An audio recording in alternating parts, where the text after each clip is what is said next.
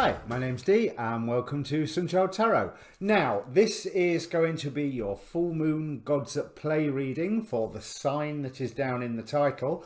It's a bulk introduction as ever. There will be a timestamp down below, but stick with it this time, at least the first time, because there's some good information I've pulled together, I believe.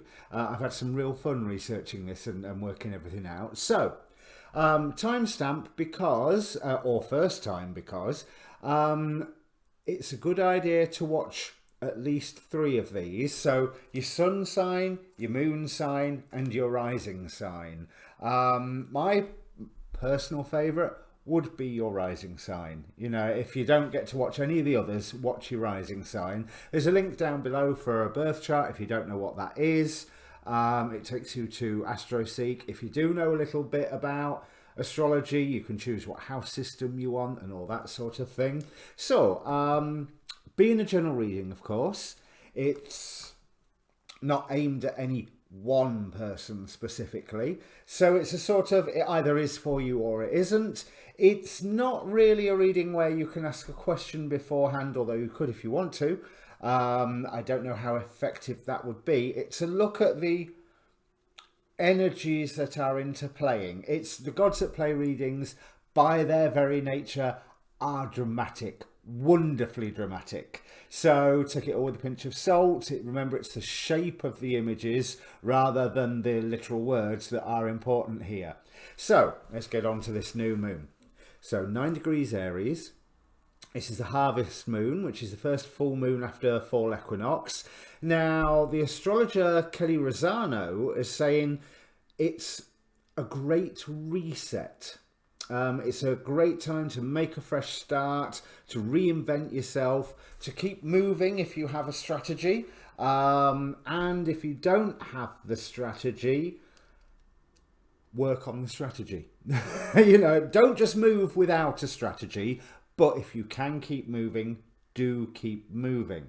Now, with it being 9 degrees Aries, I'm going to be referring to all my written notes and some notes on the computer here.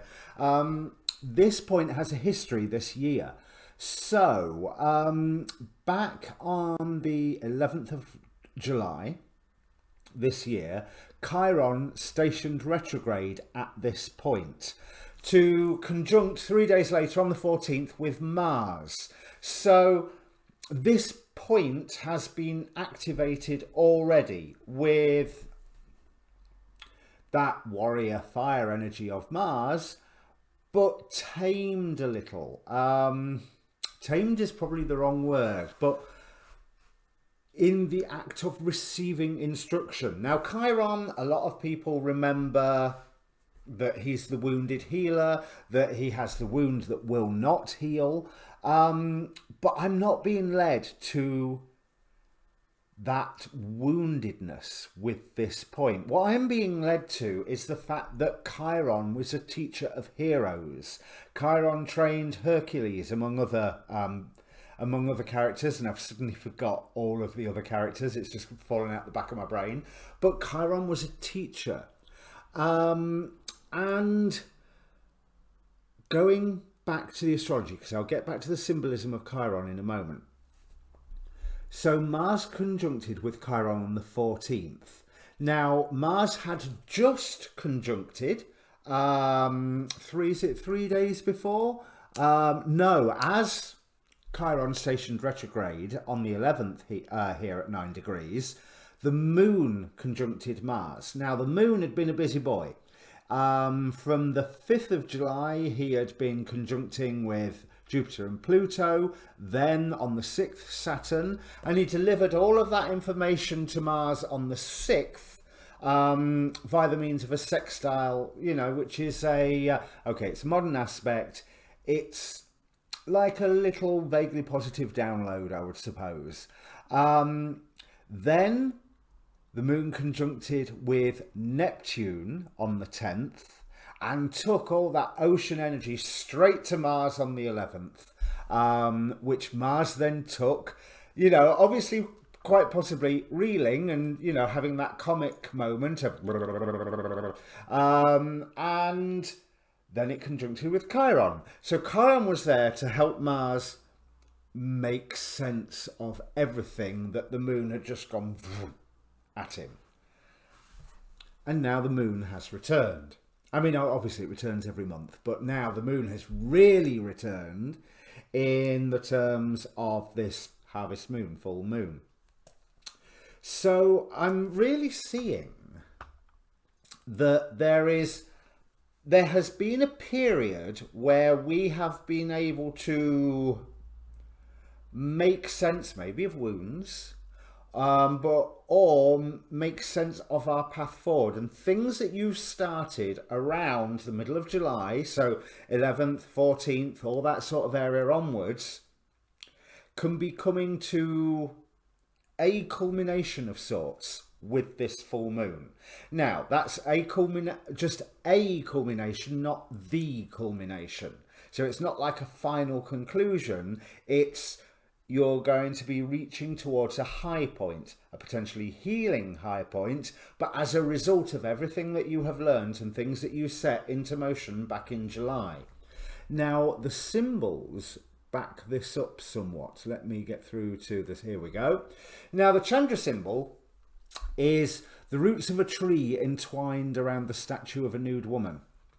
So the explanation of this sounds a bit weird, but just think about the weird time we have gone through with 2020, with all the lockdown restrictions, with the new restrictions that we've had to introduce for ourselves to keep ourselves and our loved ones safe, the financial restrictions that have no doubt come in at the same time. And these restrictions are definitely being highlighted now by the current Mars square Saturn, or Mars Saturn square is what I was going to say,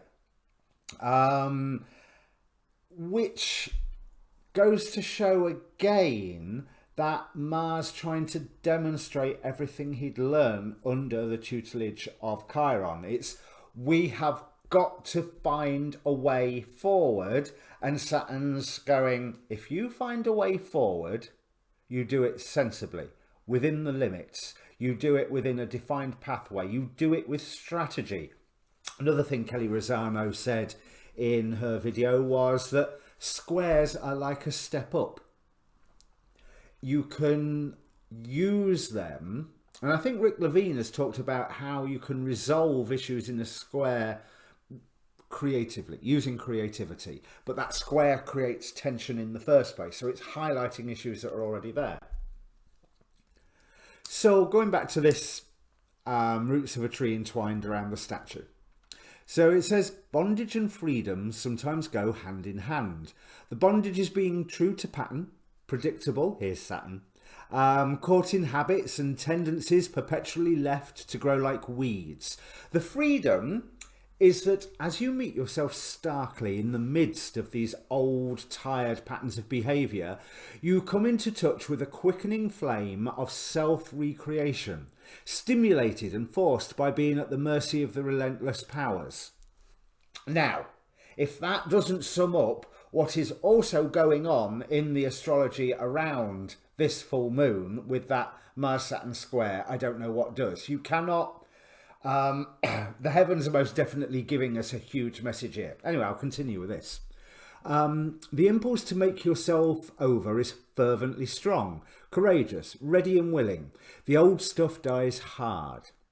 You are therefore engaged in a pitched battle of a protracted kind between retrogressive and progressive ideals, impulses and desires. Both sides are so impassioned and sharply intent that this could become a knockdown, drag-out battle of wills. Now, if that doesn't reflect the politics as well as our own internal struggle at the moment, I don't know what does. Where was I? The atavistic backward-leaning will feel immune to change. The visionary forward-thrusting will feel moved by evolutionary forces to never give up.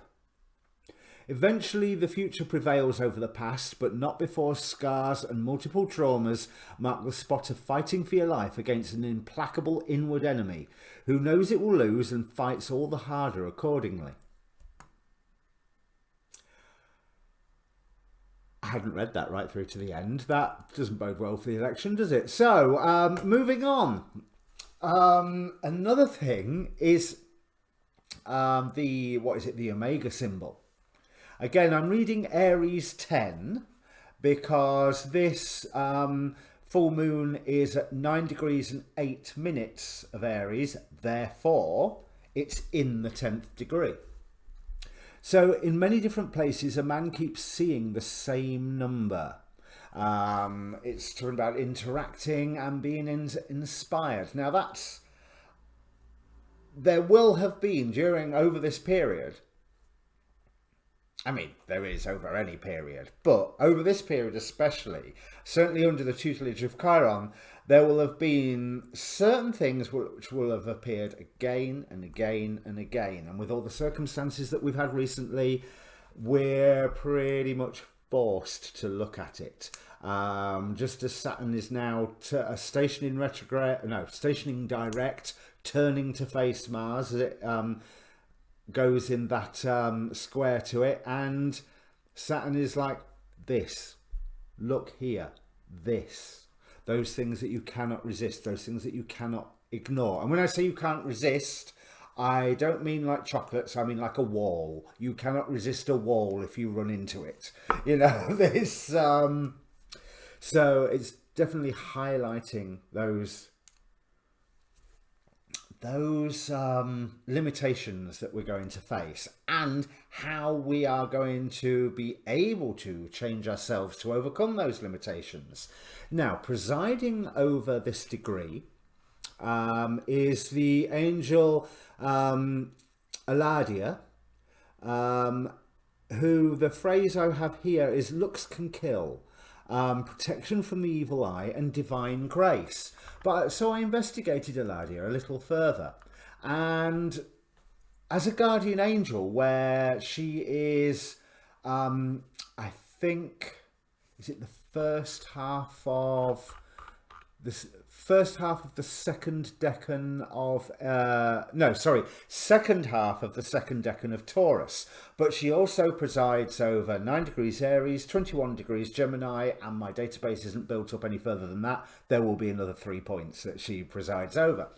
Now, Eladia symbolises tolerance and clarity of mind, giving you inspiration to succeed in your endeavours, as well as helping in restoring your morale. He also brings you healing and forgiveness for your faults. What is really interesting is that of the charisms he rules over, it's interpretation. It's how to interact and how to perceive the world around you.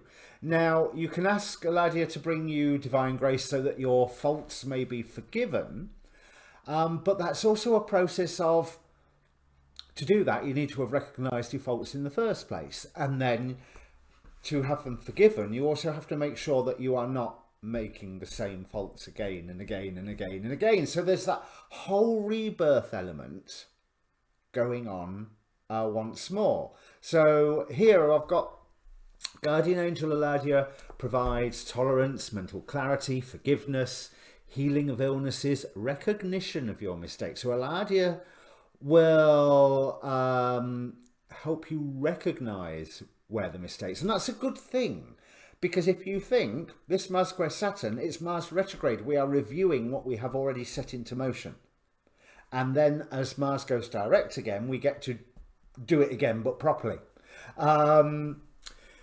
Eladia offers a sense of freedom from your past and helps instill a sense of morality. I'll just leave that one there because that's too much of a hot topic there. But within the Goetia, the by day, let me see. This degree is ruled by Baal by day and Phoenix by night. Now, Phoenix is depicted as a phoenix. So again, we've got that symbol of rebirth, and he's a great Marquis of Hell, has 20 legions of demons under his command, but he teaches all wonderful sciences and is an excellent poet and tends to be very obedient to those who summon him. Now, he does hope to return to heaven after 1200 years, but it is noted that he is deceived in this hope, and it's definitely been 1200 years since Solomon helped conjure him to help build his temple. So if the full moon is happening in the night where you are, there is that added oomph of rebirth from that phoenix energy. Now, Baal or Baal is more of a shapeshifter and warrior god. He's also incredibly, well, kingly. Basically, he's one of the 9 kings of Goetia, and he presides over solstices, fire festivals, gives aid in astral projection, shapeshifting within dreams, and is also helps with the reconciliation of friends, which might be a really useful tool. And that could be a step on your using that square to climb up, because Tempers Afraid this year, understandably, if there's anyone that you need to make up with, and the full moon is in the day where you are. I mean, I remember last week there was some astrological conjunction or other, well, aspect or other, that was also helping with this whole reconciliation idea. So that energy is obviously still with us by Baal being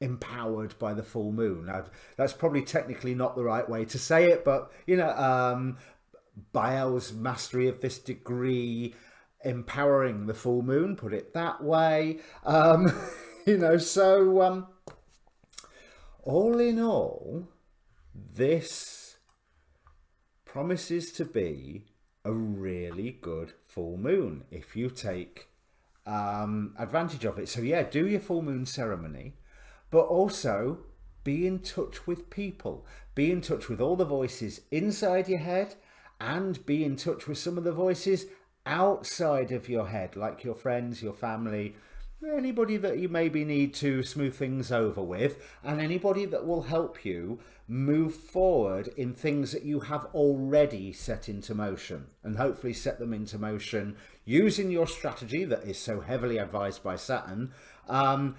And you set it into motion before Mars turned retrograde. Now's not a good time to start new things. If you haven't got a new thing that you have started, then plan, strategize. You can move forward once you have your plan and your strategy.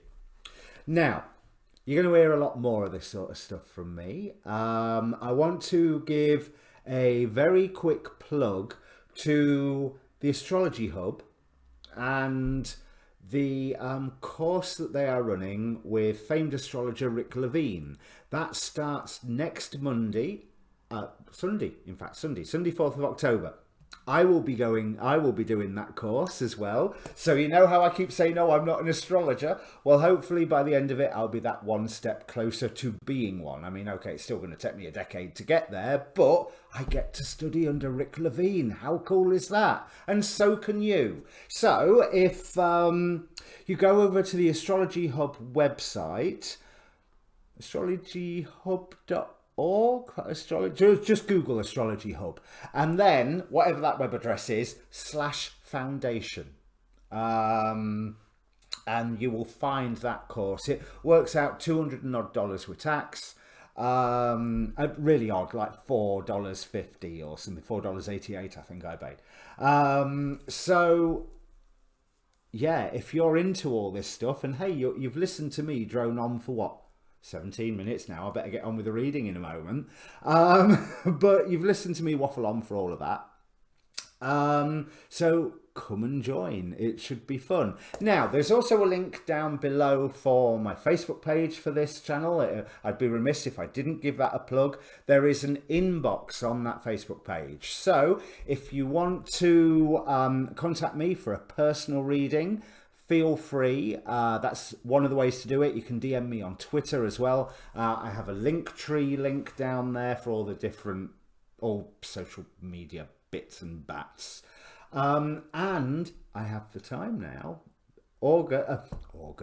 October is, yes, I've no idea what month it is. I mean, as Rick Levine said, we are on the 175th of March. But October, I have a lot more free time. I hope to be generating a lot more videos for you. And I've just seen my video go really weird there. So I think I will stop talking now and bring up the cards. Cheers. And well done, Leo Sun, if you've managed to go through the entire introduction before heading to the reading. And welcome, Leo Rising and Leo Moon, if you've just joined us after the timestamp. Now, if you are Leo Rising, although this can hold true for some aspects of some other aspects of your chart within Leo, but as Leo Rising, this is in your 9th house, which is where you get to broaden your horizons, spiritually, academically, on a long journey, and the astrological definition, or the notes that I've derived here, are very much in line with the readings that you've had from me recently, Leo, because I've remembered you've had a lot going on this year, a lot. Now, it's almost like you've been forced recently to look at the more logical world, you know, the reason, and now all of a sudden you're going, well, hang on a minute, can I not have some fun somewhere along the line here?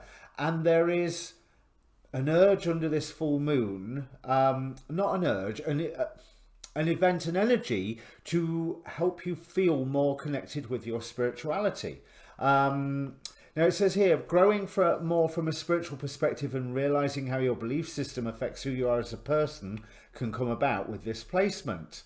You may explore it even further if it affects you positively, or find something that you're wanting to dedicate your mind to it. Now, I won't read the entire definition out. I want to bring your attention to the first column of cards here.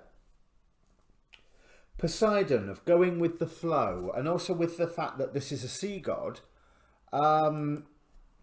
showing that the force of emotions too just go along with the flow.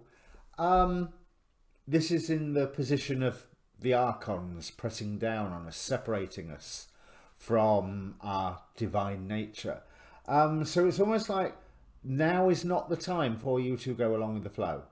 Now is not the time for you to carry on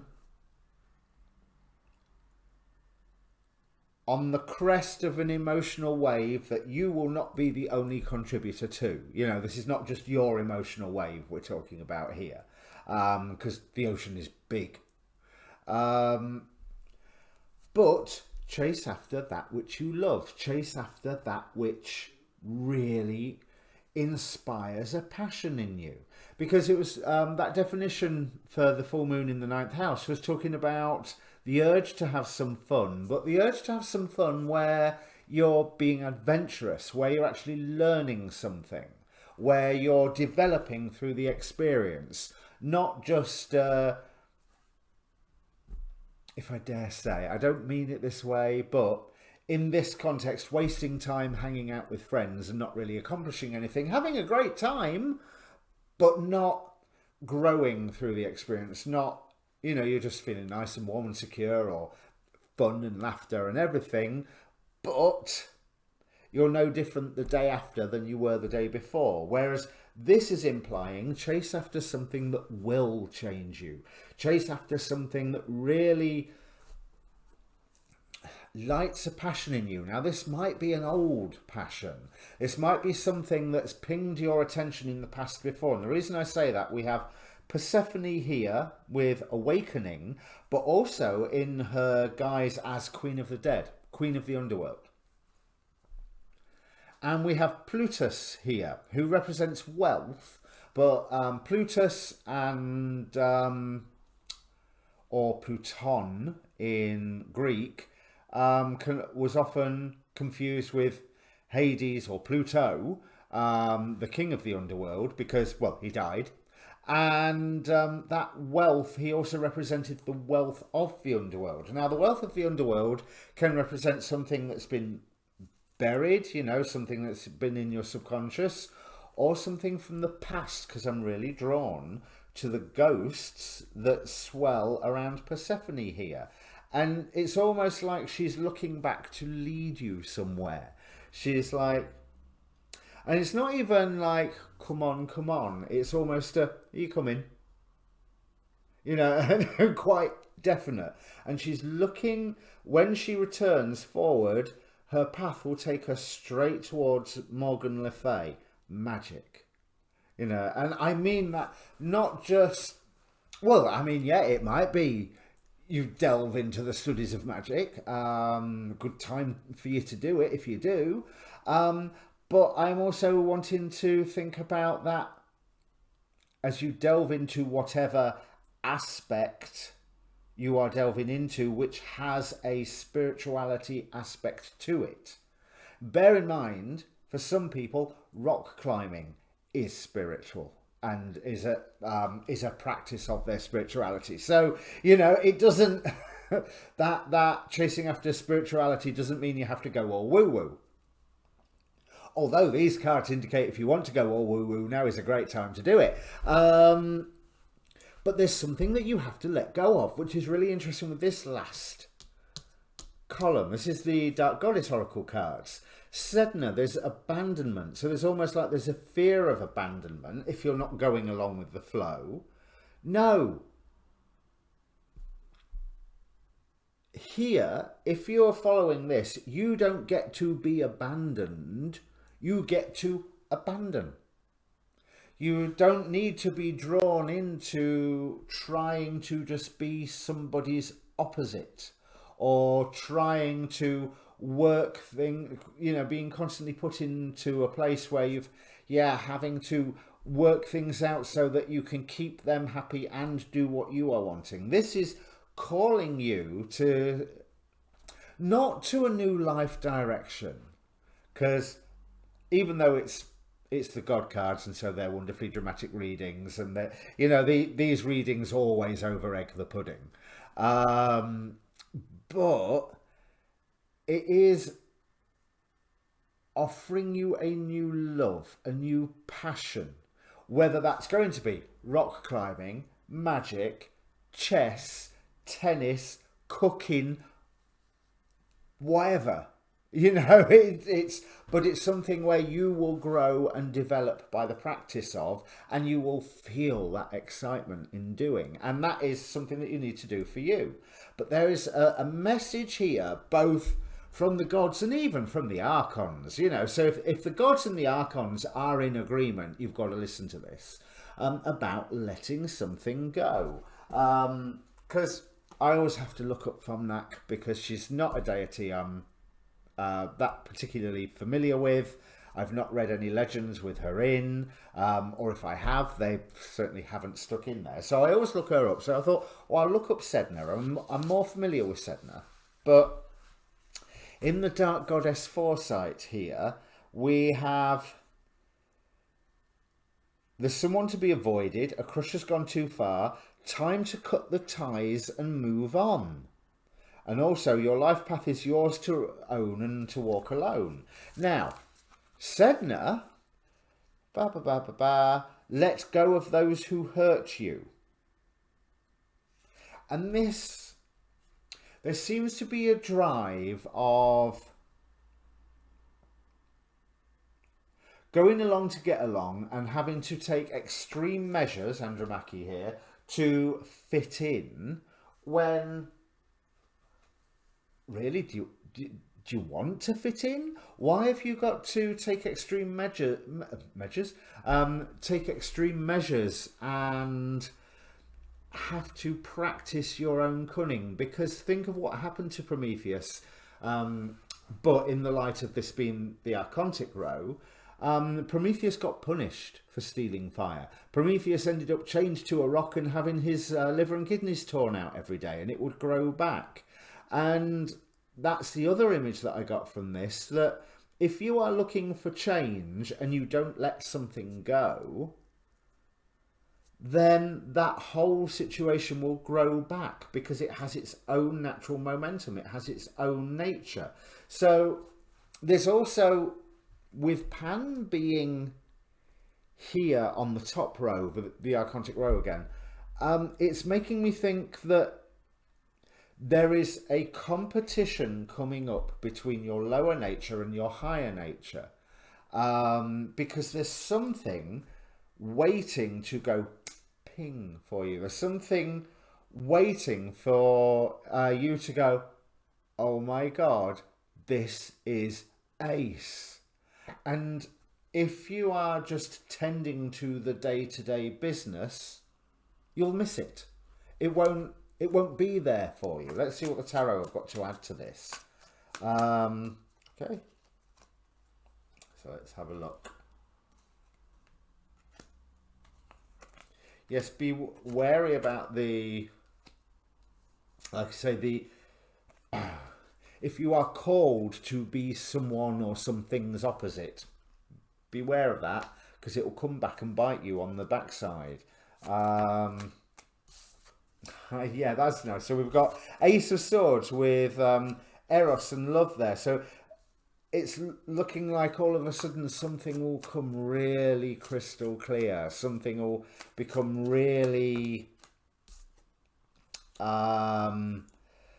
obvious that, oh my God, I really like this. It's like there's a whole new... Yeah, you just have to let go of whatever it is that's standing in your way. And what appears to be standing in your way is some urge of... Now, I've used this a lot in, and you're only reading number 5, but I've used this a lot, the whole concept of going along to get along. And I don't think that that serves you. Going along to get along is not going to serve you. Neither does becoming someone or something's absolute opposite, because that may put an end to a matter, but again, the thing it may put an end to is your interaction in that matter, which might not be what you want, but an ending that's not that positive for you. And people are telling you to have balance, whereas right now, no, chase after what gives you that thrill. And if you don't know what it is that gives you that thrill, cut out that sense of coasting along and the being led along, and that sense of who or whatever has been affecting you negatively. Time to let go, time to walk away, time to stop feeling bad about it and just move on. If you think about the story of Sedna, she tried to cling on to her father's boat and he pushed her back into the ocean and she became the goddess of the oceans. You know, she ended up on the better of the two. It was an emotionally traumatic thing. And that's even the Archons saying, let go here. But especially, that's really weird. I've never really seen the gods and the Archons in one of these readings pretty much giving the same sort of message.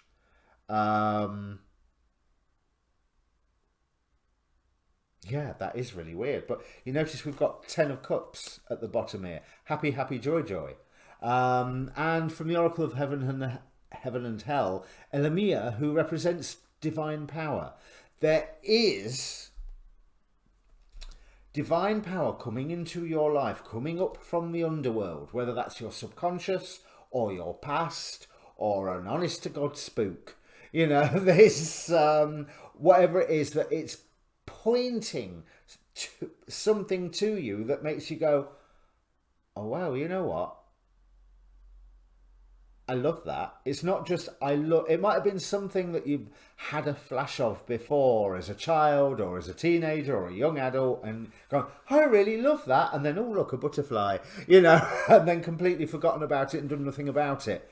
But something looks like it can be woke up within you. And what Plutus is telling me here is, by listening to that little voice that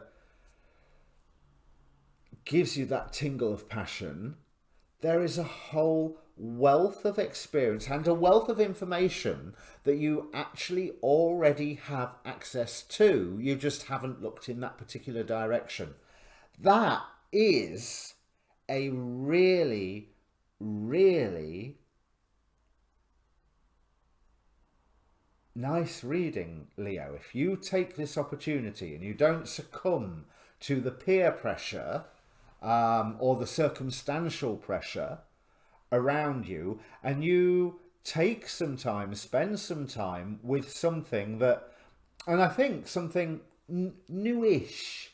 When I say newish, it's, you may well have seen it before. It may well be from the past, but it's not been there for a long, long time. Therefore, its arrival now is once again new. Everything old is new again. Yeah, so you'll be giving yourself a spiritual reboot. But that's not a bad thing.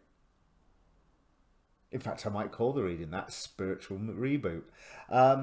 Right, so if this means anything to you, Leo, which in advance I doubt it will. It's afterwards where these things are supposed to, where you can go, oh yeah, that was that. Oh yeah, I see now. But the advice here is chase after what gives you that tingle. Chase after what gives you that internal passion. But if it means so, comment down below. Your monthlies will be out in the first few days of October. They're obviously not going to be out for the first because, hey, I'm doing these readings at the minute. But yeah, keep posted. Good luck and chase after what you love. Cheers.